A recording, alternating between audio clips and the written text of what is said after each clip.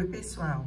Eu sou a professora Eveline Barbosa Silva Carvalho, sou professora da Universidade Federal do Ceará e sou coordenadora do Prospecto, que é um programa de extensão da Universidade Federal do Ceará que trata de economia comportamental.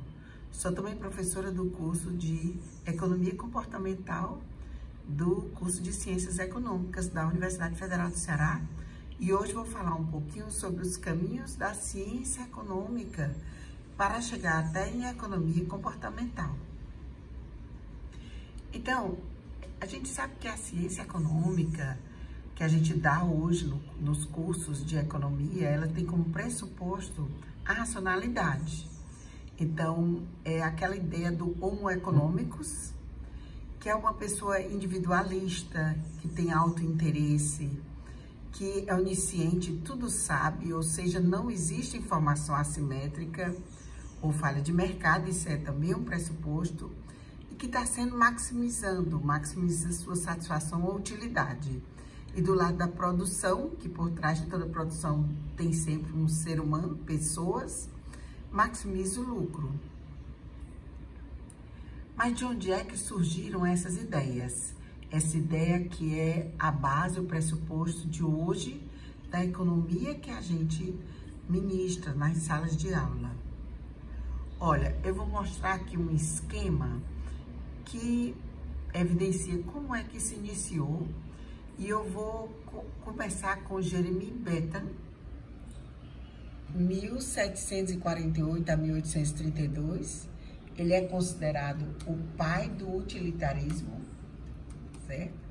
E o Bentham foi, vamos dizer assim, o primeiro a lançar essas ideias, certo? O Bentham, esse termo utilidade, na verdade, foi introduzido por ele, certo? E, na verdade, o cálculo dessa utilidade, ela se resumia a uma multiplicação da intensidade da emoção, a emoção como dor, prazer, pela duração de obter a utilidade total.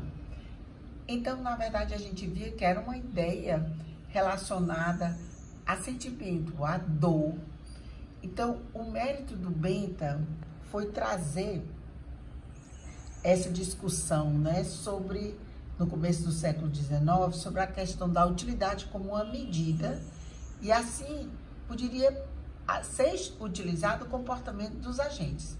A gente sabe que essas ideias, né, por exemplo, Adam Smith, que é considerado o pai da ciência econômica, ele já falava no livro Teoria dos Sentimentos Morais sobre essas questões mais ligadas à filosofia, a sentimento, ligada à ética e à justiça, e esse foi também o caminho do Bentham. Ele era um economista e jurista, né, e ele influenciou muito o John Stuart Mill, certo? Então, o Mill, né, ele, na verdade, eu botei aqui Homo Economicus, ele foi 1806 a 1873, ele, na verdade, foi muito utilizado e com isso houve uma formalização da ciência econômica, certo? Ele era também economista e filósofo britânico, né, e ele defendeu o utilitarismo proposto por Bentham, certo? Então, depois dele, né, a gente chega a Jevons. Jevons, né, ele foi também um economista britânico, ele deu muita ênfase à teoria da utilidade e à economia como ciência matemática. Coloquei aqui, ó, a teoria da utilidade e a economia como ciência matemática. E ele influenciou muito Marshall, que é o que vem depois. O Jevons, ele dizia que uma verdadeira teoria da economia só poderia ser obtida se retornarmos às fontes originais da ação humana, os sentimentos de dor e prazer. Então, é como se ele confirmasse, né?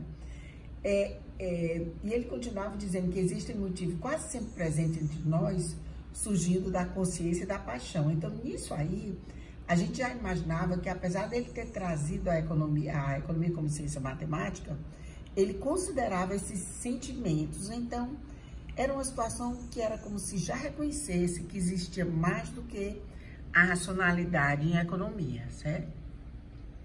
Depois a gente fala sobre Alfred Marshall, né? O Marshall, 1842 a 1924, ele foi o responsável por criar o conceito da utilidade marginal decrescente, que influenciou vários outros economistas, como o Keynes, o Becker, o Friedman, o Piaget, certo? Então, ele dizia que o elemento humano, em contraste com o elemento mecânico, está assumindo um lugar cada vez mais destacado na ciência econômica. Então, ele considerava com isso, né, também a humanidade, né? Isso, eu procurei dar esses enfoques já mostrando que os tradicionais, as pessoas que fizeram a economia, como hoje a gente vê nos cursos de economia e especialmente de microeconomia, eles já tinham essas ideias e essa visão da importância, né, da importância de se considerar o ser humano, certo? Então, aqui a gente vai falar agora de Pareto, certo? Na verdade, o Marshall, ele é responsável pela revolução, chamada Revolução Marginalista, que essa chamada revolução, ela mudou a compreensão da utilidade da década de 1870, certo?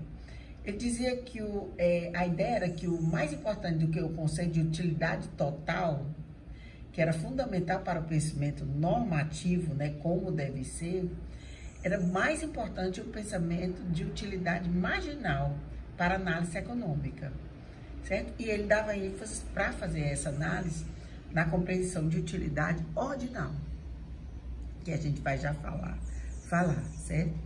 Então, o pensamento, na verdade, normativo, como deveria ser, tem essa ideia e se preocupa com o juízo de valor a respeito do resultado. Já o pensamento positivo é o que é, né?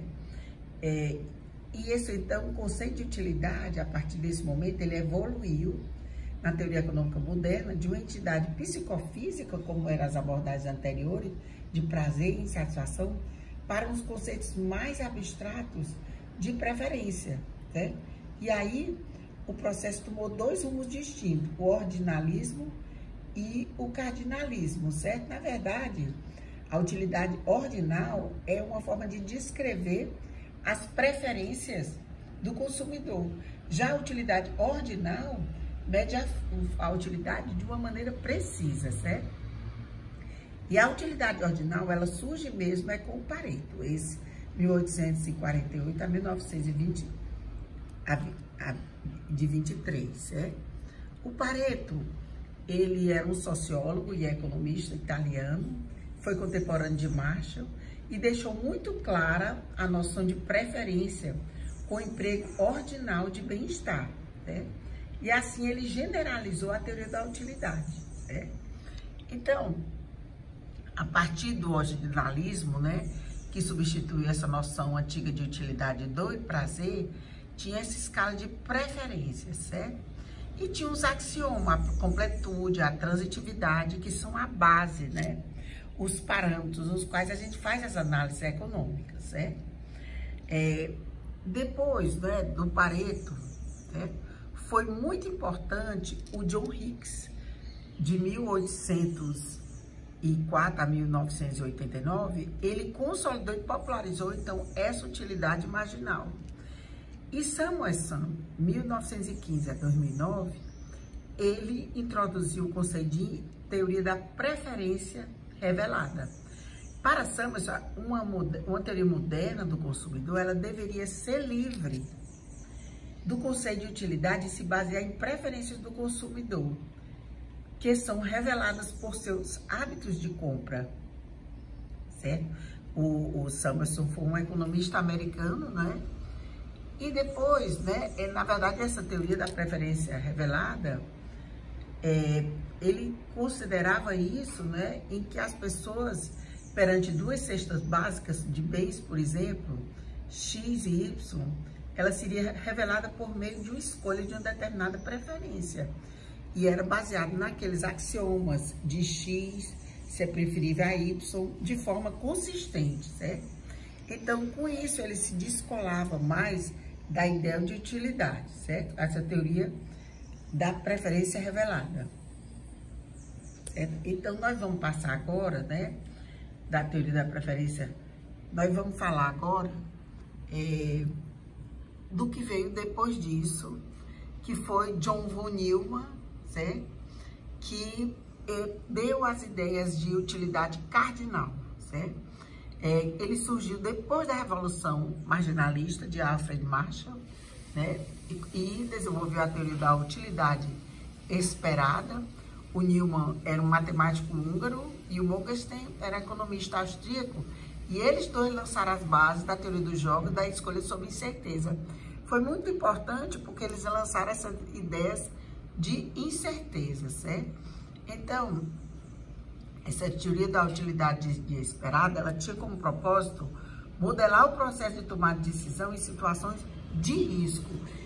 E isso fez com que viesse mais para próximo essas análises da teoria econômica, mais próximo da nossa realidade, certo? Então, a teoria da utilidade esperada também ela recardinalizou a concepção de utilidade, porque a concepção de utilidade ordinal ficava prejudicada quando era preciso conhecer, por exemplo, a intensidade das preferências e também decisões de risco, certo? Então, agora a gente parte para falar um pouco daí de que o modelo da escolha do consumidor, dado por esses todos que foram a base do que hoje é a nossa teoria econômica, ele não é um modelo completo, certo? Na verdade, muitas escolhas não parecem ser racionais e a economia comportamental que surgiu basicamente, né, apesar de já ter essas ideias iniciais que a gente percebe por fora, né, assim como base de alguns pensadores, né, esses que foram citados, a gente vê que ela não é, a teoria tradicional não é completa e a economia comportamental, ela mostra como os consumidores realmente fazem escolha. Essa ênfase foi dada principalmente pelo Kahneman e o Tversky, que ganharam o Prêmio Nobel em 2002 e utiliza muitos insights da psicologia, certo? Então, na verdade, a grande diferença entre a economia tradicional, dada hoje nas escolas de economia, é que a teoria convencional, as preferências, elas existem, elas são pré-existentes. E na economia comportamental, as preferências são descobertas a partir de escolhas. Então, era isso que eu ia falar para vocês. Espero que vocês tenham gostado. Um abraço a todos.